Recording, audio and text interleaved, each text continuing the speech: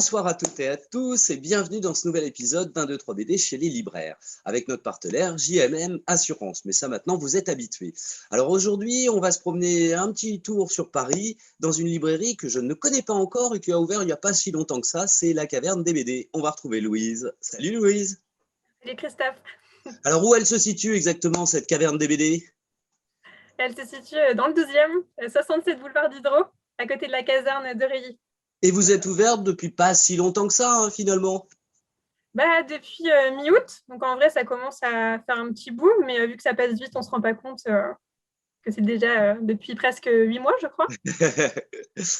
Bon, eh ben, écoute, très bien, je viendrai faire un tour dès que j'en ai l'occasion. Alors, je vais te demander quel est ton premier coup de cœur BD, ça c'est une habitude, je le fais à tous les libraires. Donc mon premier coup de cœur, c'est ma dernière BD que j'ai lue, c'est Alicia, donc Prima Ballerina Absoluta, qui est chez Ritzèvre et de Hélène Hofer et de Mayalène Goust. Mayalène Goust qui avait fait Vivoler déjà, qui était très très bien, que je conseille aussi.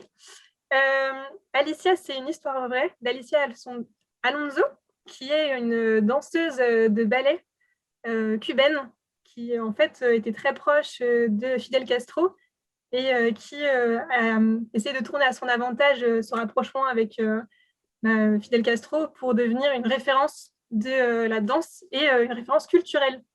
Donc dans la BD, on la suit d'un côté elle, qui en fait évolue en tant que danseuse, et une danseuse beaucoup plus jeune qui s'appelle Amanda. Et en fait, c'est les destins croisés de ces deux femmes. Donc il y a le vrai personnage historique d'Alicia et fictif d'Amanda.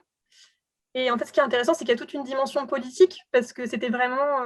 en fait, la danse, maintenant, est vraiment une vitrine culturelle de Cuba. Et on retrouve ça dans cet album qui est vraiment, pour moi, un très grand coup de cœur. Très bien, et puis ça fait voyager un peu, c'est pas mal par les temps qui courent. Alors, ton deuxième? Alors, mon deuxième, c'est Le Spectateur de Théo Grosjean. Alors, certains diront que c'est un peu particulier, mais c'est excellent. L'auteur avait fait L'homme le plus flippé du monde, qui était drôle et très touchant. Et là, on retrouve ce que j'aimais en fait de Théo Grosjean. Alors, c'est moins drôle, beaucoup plus sombre, mais ça reste très émouvant. Oui, oui. Mais c'est vraiment très, très bien. En fait, on suit Samuel, qui est un garçon qui, dès sa naissance, n'a fait aucun bruit. Il n'a jamais crié, en fait, même en venant au monde, il n'a jamais parlé.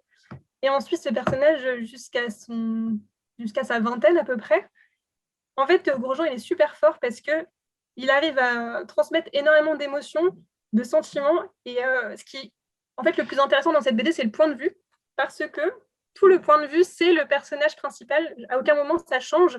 Et c'est hyper original du coup, et c'est hyper frais de lire ce genre de BD qui apporte quelque chose de nouveau, je trouve. Ouais, c'est assez particulier effectivement de se retrouver à la place du personnage en fin de compte, hein, et de voir tout en vue subjective comme ça, c'est assez étonnant. Oui, c'est vrai que je peux comprendre que ça surprend. Mais c'est un peu noir quand même, hein. Oui, alors c'est pour ça que celle-ci n'est pas drôle, je vous invite plutôt à lire L'homme le plus flippé du monde si c'est plutôt l'humour qui vous tente, mais si une BD justement qui bouscule un peu les codes, plutôt Le Spectateur. Très bien, Le Spectateur. Allez, une petite troisième. Alors, elle n'est pas sortie dans les dernières semaines, mais elle est très bien.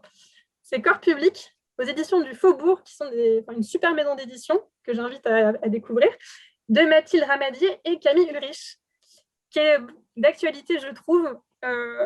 En fait, on suit l'histoire de Morgan, qui est une jeune femme, une jeune comédienne, qui toute sa vie se rend compte que son corps ne lui appartient pas vraiment parce que en fait, tout le monde donne son opinion sur son corps, sur son poids, sur si elle doit prendre la pilule ou pas. Et donc, oui, de nouveau, ce n'est pas un sujet très gai. Mais en fait, l'écriture est très fine, très subtile, c'est pas du tout manichéen, on pourrait s'attendre à quelque chose de très cliché en fait, parce qu'en plus c'est un sujet qu'on a l'habitude maintenant un peu d'avoir en bande dessinée. Mais pour une première BD, parce que donc, la dessinatrice c'est sa première BD, c'est très réussi. Oui, et le dessin est superbe. En fait, tout est très bien. Donc j'invite vraiment tout le monde à lire celle-ci et à découvrir les éditions du Faubourg qui sont très très bien.